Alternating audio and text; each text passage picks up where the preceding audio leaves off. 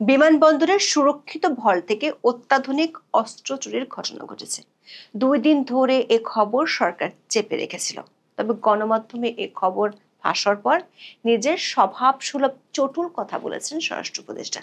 থানায় জিডি এবং নিরাপত্তা সংস্থার ভেতরে তোলপাড়ার 11 দিনের মাথায় তিনি দাবি করছেন কোনো অস্ত্র চুরি হয়েছে কিনা সরকার নিশ্চিত নয়। আবার একই সঙ্গে তিনি বলেছেন ঘটনার তদন্তে বিদেশি বিশেষজ্ঞরাও কাজ করছেন। বিমানবন্দরের মতো সুরক্ষিত জায়গা থেকে ভারী লিথাল আর্মস খোয়া যাওয়ার পরও স্বরাষ্ট্র উপদেষ্টা তেমন বিচলিত নন, যেমনটা বিচলিত ছিলেন না গত বছরের আগস্টে লুট হওয়া পুলিশ ও এসএসএফ এর ভারী অস্ত্রগুলো নিয়ে। প্রশ্ন হলো, বিমানবন্দরের মতো সুরক্ষিত ভল থেকে যে অস্ত্রগুলো খোয়া গেছে, আইন অনুযায়ী সে ধরনের অস্ত্র সিভিলিয়ান ব্যবহারের অনুমতি নেই। 9mm ক্যালিবারের অস্ত্রগুলো শুধু বিশেষায়িত বাহিনী ব্যবহার করতে পারে। আবার পুলিশ বা অন্য যে কোনো বাহিনী এত কম সংখ্যক অস্ত্র কেনে না। তাহলে ভল্টে কি আরো বেশি অস্ত্র ছিল? যদি এগুলো পুলিশ বা কোনো বাহিনীর জন্য আনা হয়, তাহলে কত অস্ত্র ছিল? বিস্তারিত জানতে চলুন যাওয়া যাক বিশ্লেষণে।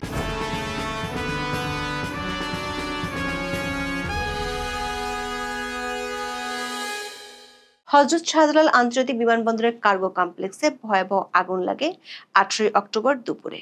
প্রায় 17 ঘন্টা ধরে জ্বলার পর নিয়ন্ত্রণে আসে আগুন। এতে পুড়ে যায় আমদানি করা পণ্যের প্রায় সবকিছু।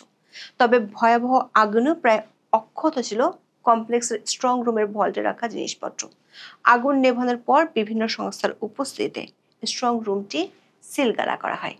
আজকের পত্রিকার এক প্রতিবেদনে জানানো হয়, স্ট্রং রুমের ভল্টে মূল্যবান জিনিস, আমদানির কাগজপত্র, শুল্ক সংক্রান্ত নথি, গুরুত্বপূর্ণ বাণিজ্যিক দলিল, সোনা, হীরা ও আগ্নেয়াস্ত্র রাখা হয়। কয়েক স্তরের নিরাপত্তা ব্যবস্থা থাকার কারণে এটিকে স্ট্রং রুম বলা হয়। এই রুম থেকে পণ্য নথি বের করতে হলে একাধিক সংস্থার কর্মকর্তার স্বাক্ষরের প্রয়োজন হয়। বাংলা ট্রিবিউনের খবরে বলা হয়েছে, 28 অক্টোবর এই ভল্টের তালা ভেঙে অস্ত্র চুরির ঘটনা ঘটে। ওই দিনই বিমানবন্দর থানায় সাধারণ ডায়েরি বা জিডি করে বিমান বাংলাদেশ এয়ারলাইন্স। জিডিটি দায়ের করেন সহকারী ব্যবস্থাপক জামাল হোসেন। তবে চাঞ্চল্যকর এই ঘটনা প্রকাশ্যে আসে 2রা নভেম্বর। আজকের পত্রিকার খবরে বলা হয়েছে, আগুন লাগার 6 দিন পর মানে 24 অক্টোবর বিমান বাংলাদেশ এয়ারলাইন্সের নিরাপত্তা বিভাগ, বেসামরিক বিমান চলাচল কর্তৃপক্ষ এবং একটি গোয়েন্দা সংস্থার প্রতিনিধিরা কার্গো কমপ্লেক্সের এই স্ট্রং রুম পরিদর্শন করেন। সেই সময় তারা স্ট্রং রুমের আগ্নেয়াস্ত্র ভল্টের লক খোলা দেখতে পান। এর ভেতরে রাখা ট্রাঙ্কটি ছিল ভাঙা। সে সময় ভল্টে 21টি আগ্নেয়াস্ত্র দেখতে পান কর্মকর্তারা। সেগুলোর মধ্যে 3টি অস্ত্রের পেছনে আংশিক পোড়া ছিল, 18টি অস্ত্র ছিল বাক্সবন্দি। পরে ভল্ট এবং ট্রাঙ্ক মেরামত করে স্ট্রং রুম আবার সিলগালা করা হয়।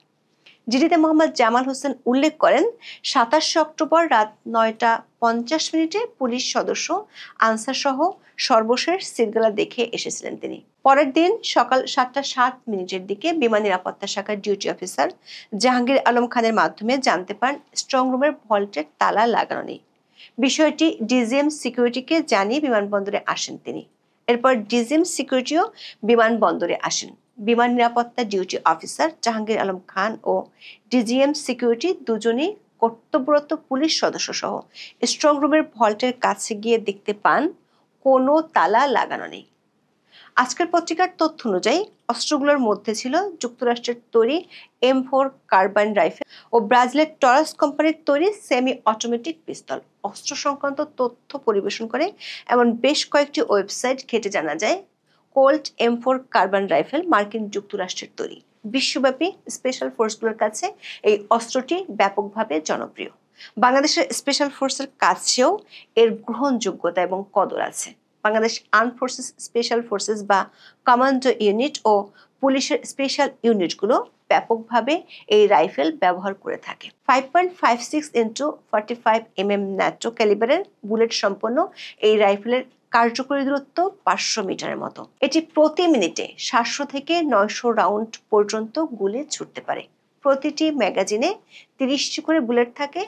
এক হিসাবে এটি বাংলাদেশের স্পেশাল ফোর্সের জন্য স্ট্যান্ডার্ড ইস্যু বা প্যারা কমান্ডো বাদে অ্যাসাল্ট রাইফেল বলা হয়। অন্যদিকে বাংলাদেশ পুলিশের ক্রাইসিস রেসপন্স টিমের ব্রাজিলের তৈরি তাওরাস সাবমেশিন গান ব্যবহারের তথ্য পাওয়া গেছে। বাংলাদেশ পুলিশ এই বিশেষ টিমটি ব্রাজিলের তৈরি তাওরাস SMT-9C সাবমেশিন গান এবং তাওরাস PT 809 9mm সাইড আর্ম ব্যবহার করে। এছাড়া বাংলাদেশ বিমান বাহিনীর কমান্ড ইউনিট সাবমেশিন গান হিসেবে ব্রাজিলের নির্মিত তাওরাস SMT-9C সাবমেশিন গান ব্যবহার করার তথ্য পাওয়া গেছে। 2020 সালের সশস্ত্র বাহিনী দিবস উপলক্ষে আয়োজিত বিশেষ অনির্বাণে তা প্রদর্শন করা হয়েছিল। ব্রাজিলের নির্মিত এই সাবমেশিন গানটির ওজন 3.5 কেজি। এই অস্ত্রটি দিয়ে ফুল অটোমেটিক প্রতি মিনিটে 750 রাউন্ড ফায়ার করতে সক্ষম।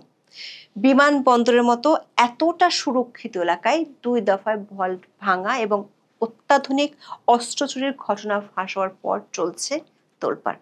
পুলিশ বলছে কার্গো কমপ্লেক্সের আশপাশের সব সিসিটিভি ক্যামেরা আগুনে পুড়ে গেছে, কারণে কোনো ফুটেজ পাওয়া যায়নি। সন্দেহভাজন 2-1জনকে জিজ্ঞাসাবাদ করা হলেও তদন্তে বিশেষ কোনো অগ্রগতি নেই। পুলিশের কয়েকজন কর্মকর্তা আজকের পত্রিকাকে বলেন, স্ট্রং রুমে সোনা হীরাও আছে, সেগুলো বাদ দিয়ে শুধু আগ্নেয়াস্ত্র চুরির ঘটনা রহস্যজনক। দর্শক, এই ঘটনায় আমাদের দুটি প্রশ্ন আছে। প্রথম প্রশ্ন, বিমানবন্দরের সুরক্ষিত ভল্ট থেকে খোয়া যাওয়া অস্ত্রগুলো কার? বাংলাদেশে 1878 সালের অস্ত্র আইন অনুযায়ী কোনো সিভিলিয়ান বা সাধারণ মানুষ এ ধরনের অস্ত্র ব্যবহার করতে পারে না। মানে সিভিলিয়ানদের এ ধরনের অস্ত্র ব্যবহারের অনুমতি বা লাইসেন্স দেওয়া হয় না। সিভিলিয়ানদের জন্য .32 ক্যালিবার বা 7.65 এর বেশি কোনো অস্ত্র ব্যবহারের অনুমতি নেই।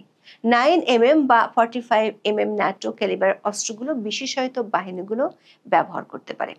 বাংলাদেশ পাবলিক প্রকিউরমেন্ট অথরিটির ওয়েবসাইট ঘেঁটে জানা গেছে, বিগত আওয়ামী লীগ সরকারের আমলে 2019 সালের মার্চ ও একই বছরের নভেম্বরে 2 দফা পুলিশের সোয়াট ও সিটি শাখার জন্য 9mm পিস্তল কেনার টেন্ডার দেওয়া হয়েছিল। এর মধ্যে 2019 সালের 13 নভেম্বর পুলিশের স্পেশাল অপারেশনের জন্য 5000 পিস 9mm পিস্তল কেনার টেন্ডার দেওয়ার তথ্য পাওয়া গেছে। বর্তমান অন্তর্বর্তী সরকারের আমলেও বিপুল পরিমাণ 9mm পিস্তল কেনার জন্য টেন্ডার দেওয়ার তথ্য পাওয়া গেছে। পুলিশ সদর দপ্তরের পক্ষ থেকে গত বছরের 26শে ডিসেম্বর $42,000 খরচ করে 5000 পিস 9mm পিস্তল কেনার জন্য টেন্ডার দেওয়া হয়েছে। পাবলিক প্রকিউরমেন্ট অথরিটি এবং পুলিশ সদর দপ্তরের একাধিক সূত্র বলছে, স্বরাষ্ট্র মন্ত্রণালয়ের নির্দেশে পুলিশের পক্ষ থেকে এ ধরনের অস্ত্র ব্যাপক সংখ্যক কেনা হয়। 10 থেকে 20টা অস্ত্র পুলিশ বা কোনো বাহিনী কেনে না। তাহলে দ্বিতীয় প্রশ্ন হলো, ভোল্টে কি এত কম অস্ত্র ছিল? সন্দেহটি আরো বাড়ছে বিমানবন্দরের নিরাপত্তা বিভাগের কর্মকর্তাদের কথা থেকে। আজকের পত্রিকা কর্মকর্তাদের বরাত দিয়ে বলছে, স্ট্রং রুমের ওই ভল্টে পুলিশের জন্য এবং বৈধ অস্ত্র ব্যবসায়ীদের আমদানি করা অস্ত্র সংরক্ষিত ছিল। তবে আগুনে সব নথি পুড়ে যাওয়ায় সেখানে 21টি নাকি আরো বেশি অস্ত্র ছিল তা বোঝা যাচ্ছে না। তবে প্রথম দফা পরিদর্শনের পরেও ঘটে বিস্ময়কর ঘটনা। বিমান বাংলাদেশ এয়ারলাইন্স, বেবিচক এবং একটি গোয়েন্দা সংস্থার কর্মকর্তারা 2রা নভেম্বর আবার পরিদর্শনে যান। এবারও তারা ভল্টের লক খোলা এবং ট্রাঙ্ক ভাঙা অবস্থায় পড়ে থাকতে দেখেন। এ দফায় আগের তালিকার সঙ্গে মিলিয়ে দেখা যায় 21টি থেকে 2 রকমের 60টি অস্ত্র নেই, অর্থাৎ দ্বিতীয়বার ভল্ট ভেঙে 60টি MM কার্বাইন রাইফেল ও সেমি অটোমেটিক পিস্তল চুরির বিষয়টি প্রমাণিত। এর আগেও সেখান থেকে অস্ত্র সরানোর ঘটনা ঘটে থাকতে পারে, যার কোনো হিসাব নেই কর্তৃপক্ষের কাছে। দ্বিতীয়বার ভল্ট ভাঙার পর অবশিষ্ট 14টি অস্ত্র বিমানবন্দর থানা হেফাজতে রাখা হয়েছে। বিষয়টি নিয়ে 4 নভেম্বর সাংবাদিকদের প্রশ্নের মুখে পড়েন স্বরাষ্ট্র উপদেষ্টা জাহাঙ্গীর আলম চৌধুরী। যথারীতি তার বক্তব্য ছিল দায়সারা এবং তালগোল পাকানো। জাহাঙ্গীর আলম চৌধুরী বলেছেন, বিমানবন্দরের কার্গো ভিলেজে আগুন লাগার সময় অস্ত্র চুরির অভিযোগটি তদন্তাধীন। আসলে সেখান থেকে কোনো অস্ত্র চুরি হয়েছে কি না তা তদন্ত শেষে জানা যাবে। আবার একই সময় দাবি করেছেন, বিষয়টি তদন্তের জন্য ঢাকায় আনা হয়েছে বিদেশি বিশেষজ্ঞদের। দর্শক, এর আগে বহু ঘটনায় এভাবে আইনের আওতায় আনার ঘোষণা দিয়ে দায় সেরেছেন স্বরাষ্ট্র উপদেষ্টা। তবে বাস্তবে সেই আওতার জালে শেষ পর্যন্ত কোনো চুনোপুটিও ধরা পড়েনি। শুধু বাগাড়ম্বরের মাঝে হারিয়ে গেছে আলোচিত সমালোচিত বহু ঘটনা। গত বছরের জুলাই আগস্টে দেশের কয়েকশো থানা ও পুলিশ ফাঁড়ি আক্রান্ত হয়, নজিরবিহীনভাবে লুট করা হয় বিপুল পরিমাণ আগ্নেয়াস্ত্র এবং গোলাবারুদ, এমনকি হত্যা করা হয় পুলিশের অনেক সদস্যকে। সেসব ঘটনার অসংখ্য ভিডিও সোশ্যাল মিডিয়ায় ভাইরাল হলেও এখনো পর্যন্ত একজনও অস্ত্র লুট বা পুলিশ হত্যার সুনির্দিষ্ট অভিযোগে গ্রেপ্তার করা হয়নি। উল্টো 8ই আগস্ট পর্যন্ত সব ঘটনার দায় মুক্তির দায় অন্তর্বর্তী সরকার। পুলিশ সদর দপ্তরের হিসাবে গত বছরের জুলাই আগস্টে সারা দেশে লুট হওয়া পুলিশের মোট 5,753টি আগ্নেয়াস্ত্রের মধ্যে এখনো 1,400টির কোনো হদিস নেই। উদ্ধার করা যায়নি 2.5 লাখের বেশি গুলি। এসব অস্ত্র ও গুলি অপরাধ জগতের নিয়ন্ত্রকদের হাতে চলে গেছে বলে আশঙ্কা করা হচ্ছে। এমনকি লুট হওয়া অস্ত্র দিয়ে পুলিশের উপর হামলার ঘটনাও ঘটেছে। থানার অস্ত্র লুটের পাশাপাশি 5ই আগস্ট গণভবন এবং সংসদ ভবন থেকে এসএসএফ এর অত্যাধুনিক বেশ কিছু সমরাস্ত্র খোয়া যায়। এর মধ্যে ছিল অত্যাধুনিক assault rifle, sniper rifle, flash bang grenade, anti drone system, বেতার যোগাযোগ ডিভাইস ও বিপুল পরিমাণ গোলা বারুদ সহ 32টি ভারী অস্ত্র। অন্তর্বর্তী সরকার ক্ষমতা আসার পর থেকে এসব অস্ত্র উদ্ধারের বিষয়ে দেখা গেছে গা ছাড়া ভাব। অথচ বিশেষজ্ঞরা বলছেন বড় ধরনের